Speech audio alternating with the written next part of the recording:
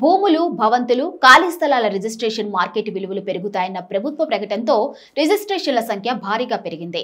April నుంచి July వరకు తొలి 4 నెలల్లో 355 కోట్లు అదనంగా రాబడి వచ్చింది.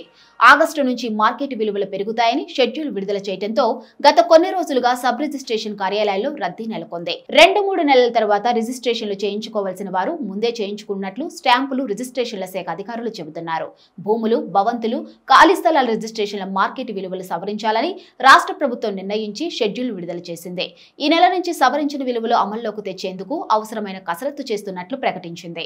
అయితే నిర్దేశించిన సమయంలో క్షేత్రస్థాయి పరిశీలన చేసి శాస్త్రీయబద్ధంగా విలువలు పెంచాలని ప్రభుత్వం స్పష్టం చేయడంతో రెవెన్యూ, రిజిస్ట్రేషన్ శాఖల విలువల సవరణపై ప్రత్యేక దృష్టి పెట్టాయి.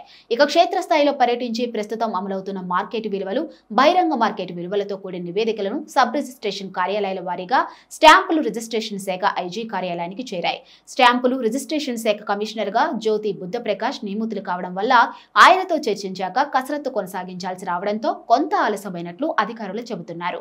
ఈ నెల నుంచి విలువల పెంపు అమల్లోకి రావాల్సిన మరికొంత ఆలస్యమయ్యే అవకాశం కనిపిస్తుంది. మార్కెట్ విలువల పెంపునకు ప్రభుత్వం ముందస్తుగా షెడ్యూల్ విడుదల చేసి ఉండటం, కసరత్తు శరవేగంగా సాగుతూ ఉండటంతో క్రయ విక్రయాలు జోరందుకున్నాయి. ఇక ఆగస్టు నుంచి ధరలు పెరుగుతాయని తెలియడంతో ముందే రిజిస్ట్రేషన్ చేయించుకునేందుకు పలువురు ఆసక్తి చూపడంతో కొన్ని రోజులుగా సబ్ రిజిస్టర్ కార్యాలయాల్లో రద్దీ నెలకొంది.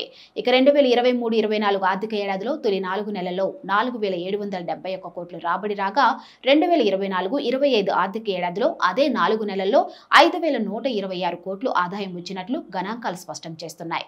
అంటే 4 నెలల్లో ఏకంగా 354 కోట్ల అదనంగా రాబడి వచ్చినట్లు అధికార వర్గాలు తెలిపాయి. ఇక స్టాంప్ డ్యూటీ, రిజిస్ట్రేషన్ ఫీజు, ఇతరత్ర సేవల ధరలు సవరించాలని రాష్ట్ర ప్రభుత్వం యోచిస్తుంది.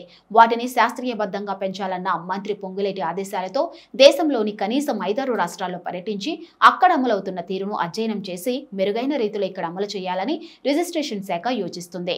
సెప్టెంబర్లో సవరించిన ధరలు అమల్లోకి వచ్చే అవకాశం ఉందని అధికార వర్గాలు అంచనా వేస్తున్నాయి.